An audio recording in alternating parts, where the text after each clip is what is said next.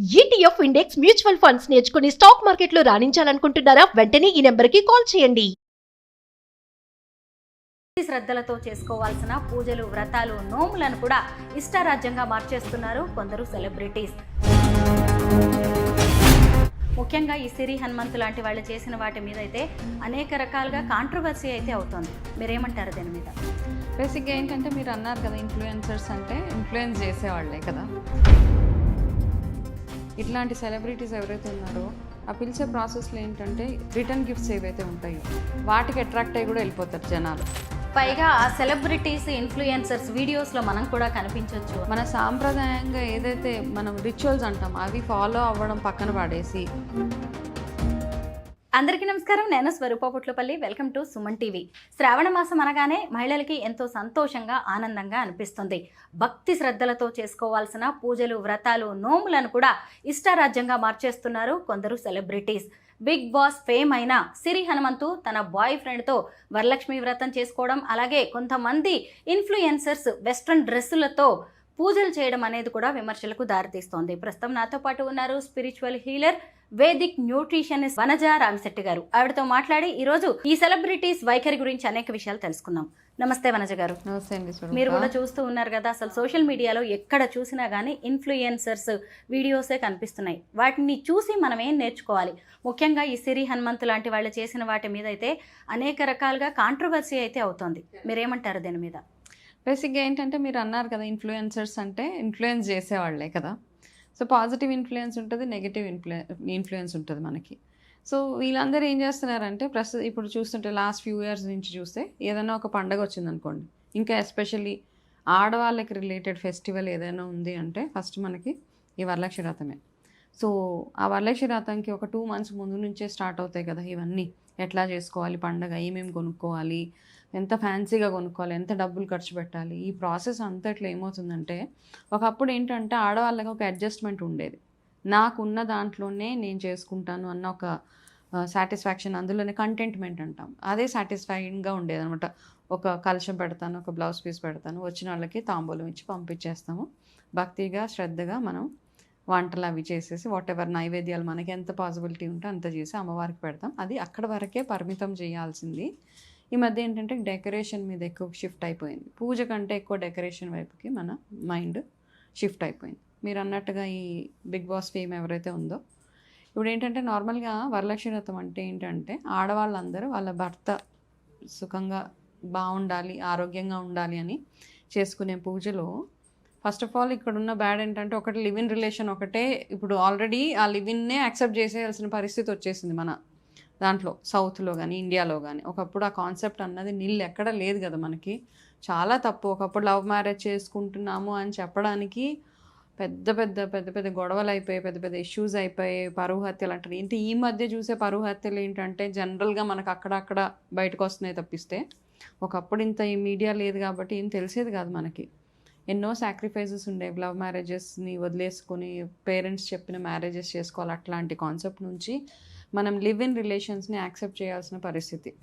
సరే live in okay, అది అయిపోయిన తర్వాత ఇప్పుడు రీసెంట్గా చూసిన వస్త్రధారణ దగ్గర నుంచి ఏదైనా పూజ అంటే మనం ఎలా తయారవుతున్నాం, ఎలా పూజ చేసుకుంటాం అంటే మన సాంప్రదాయాన్ని ఎంత ముందుకు తీసుకెళ్తున్నాం అని చెప్పేవే ఈ పూజలు కానీ, హోమాలు కానీ, వ్రతాలు, నోములు, ఇవన్నిటికీ మైనస్ పెట్టేసి ఓన్లీ నేను ఎలివేట్ అవ్వాలి, నేను హైలైట్ అవ్వాలి, నేను అక్కడ ఎక్స్పోజ్ అయిపోవాలి, నేను ఎక్స్పోజ్ చేసేయాలి అన్న కాన్సెప్ట్ తోటి ఏవైతే పూజలు ఉన్నాయో అది పూజ కింద కన్సిడరే చేయకూడదు అసలు అవన్నీ.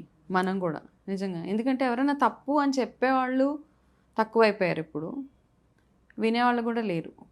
ఇంకా అంతకంటే ఎక్కువ ఎవరు వినేలాగా లేరు అనమాట. ఏదో పిలుస్తున్నారు, వెళ్తున్నాం. ఇంకా మేజర్గా ఏంటంటే ఎవరైనా పిలుస్తున్నారు అంటే ఇట్లాంటి సెలబ్రిటీస్ ఎవరైతే ఉన్నారో ఆ పిలిచే ప్రాసెస్లో ఏంటంటే రిటర్న్ గిఫ్ట్స్ ఏవైతే ఉంటాయో వాటికి అట్రాక్ట్ అయ్యి కూడా వెళ్ళిపోతారు జనాలు.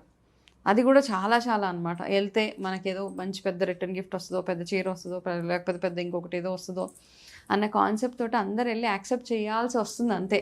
పైగా ఆ సెలబ్రిటీస్, ఇన్ఫ్లుయెన్సర్స్ వీడియోస్లో మనం కూడా కనిపించవచ్చు అని, మనం కూడా కనపడవచ్చు, వెళ్ళొచ్చు, ఇవన్నీ అండి. వీటి వల్ల ఏంటంటే మన సాంప్రదాయంగా ఏదైతే మనం రిచువల్స్ అంటాం అవి ఫాలో అవ్వడం పక్కన పడేసి మనం అన్ని కొత్త పద్ధతులు అనమాట, ఎక్కడ లేని పద్ధతులు ఇవన్నీ. ఇప్పుడైతే ఏవేవైతే లేటెస్ట్గా వస్తున్నాయో కలశం పెట్టడం దగ్గర నుంచి పిన్ స్టెప్లర్లు కొట్టేస్తూ ఉన్నాం మనం పందిర్లకి. బేసిక్గా ఏంటంటే పూజ చేసేటప్పుడు ఇనుప సామాను ఏవైతే ఉంటాయో అవి ఎక్కడ వాడరు, స్టీలే వాడనివ్వరు. బేసిక్ పెద్దవాళ్ళ పాతకాలంలో ఏమనంటే స్టీలు అలాంటివి ఏం వాడనిచ్చేవాళ్ళు. అయితే విస్తరాకు లేదా తమలపాకులు లేదా ఇత్తడి సామాను, వెండి సామాను ఇవి వాడమని చెప్పేవాళ్ళు అనమాట. స్టీల్ ఎందుకంటే ఇనుము, మనం ఏం చేస్తామంటే ఏదైనా స్టీల్ వస్తువు, ఇనుప వస్తువులు బేసిక్గా మనం శనిగ్రహంతో రిలేట్ చేస్తాం కాబట్టి అవన్నీ వాడితే మనకి మంచిది కాదు అని చెప్పి.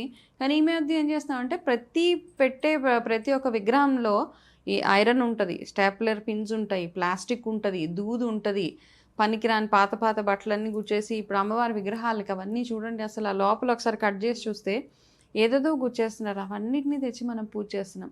అమ్మవారి పూజ అంటే లక్ష్మీ స్వరూపంగా భావించే కొబ్బరికాయ పూర్ణఫలం అంతే, అక్కడ పెట్టి అది చేయడం తప్పిస్తే బేసిక్గా ఏంటంటే ఇంకొక 2 వారాలు ఉంది కదా వరలక్ష్మి వ్రతం చేసుకోవడానికి. కొంతమంది ఎవరికైతే వీలు పడలేదో ఇంకా నెక్స్ట్ 2 వీక్స్ చేసుకునే వాళ్ళు ఎవరైతే ఉన్నారో ఎన్విరాన్మెంట్ ఫ్రెండ్లీగా చేసుకోవాలి పూజలన్నీ.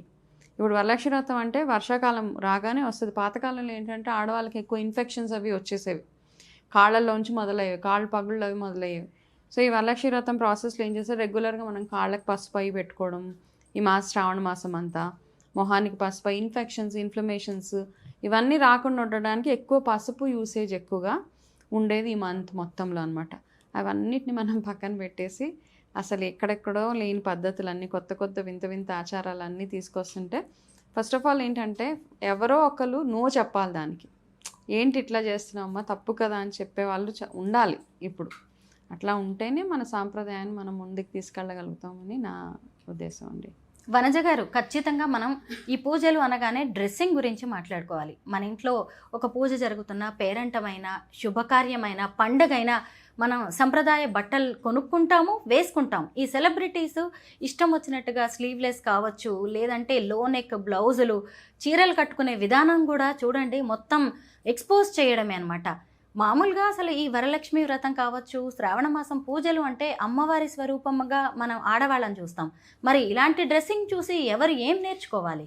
ఇలాంటి డ్రెస్సింగ్స్ బేసిక్గా ఏంటంటే అమ్మా, ఇది నార్మల్గా ఎవరు చూసినా ఇప్పుడు పండగలకి డ్రెస్సింగ్ అనే కాదు, ఈ మధ్య ఆడపిల్లలు ఎక్కడ చూసినా ఎంత ఎక్స్పోజ్ చేస్తే అంత మంచిది అంటే అంత హైలైట్ అవుతామన్న ఒక కాన్సెప్ట్. బేసిక్గా ఏంటంటే కోపం వస్తుంది చాలామందికి, మనం తిడితే కోపం పడే ఆడపిల్లలు చాలామంది ఉంటారు. ఏంటంటే మనకు సెల్ఫ్ రెస్పెక్ట్ అని మాట్లాడుతూ ఉంటారు.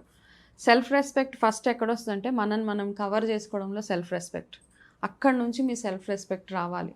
అంతేగాని ఎవరో మనల్ని తిట్టినప్పుడు మనకి కోపం వచ్చేసి నాకు చాలా సెల్ఫ్ రెస్పెక్ట్ ఎక్కువ అని మాట్లాడుతూ ఉంటారు. అది సెల్ఫ్ రెస్పెక్ట్ కాదు. First try to cover yourself properly.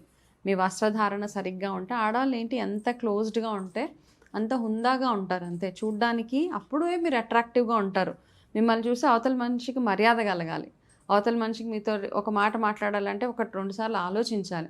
అంతేగాని మీరు ఇష్టం వచ్చినట్టు ఎక్స్పోజ్ చేసేసి, అండ్ ఎస్పెషల్లీ ఇలా వ్రతాలు అయినప్పుడు ఎనీ డే మనం ఏదైనా ఒకసారి డ్రెస్ వేసుకున్నాము అంటే దాన్ని మనం ఈజీగా క్యారీ చేసుకునేలాగా ఉండాలండి. ఫస్ట్ నా concept. Anybody for that matter, ఎవరైతే మన సాంప్రదాయానికి కట్టుబడి ఉంటారో ఒక డ్రెస్ వేసుకున్నామంటే నేను కూర్చుంటే నాకు వెకిలిగా ఉండకూడదు, నాకు అన్కంఫర్టబుల్గా అనకూడదు. ఎక్స్పోజింగ్ చేసే బట్టలు వేసుకొని దాన్ని 24 గంటలు పైకి కిందకి లాక్కొని కూర్చో అంటే it is unnecessary attention seeking attitude తప్పిస్తే.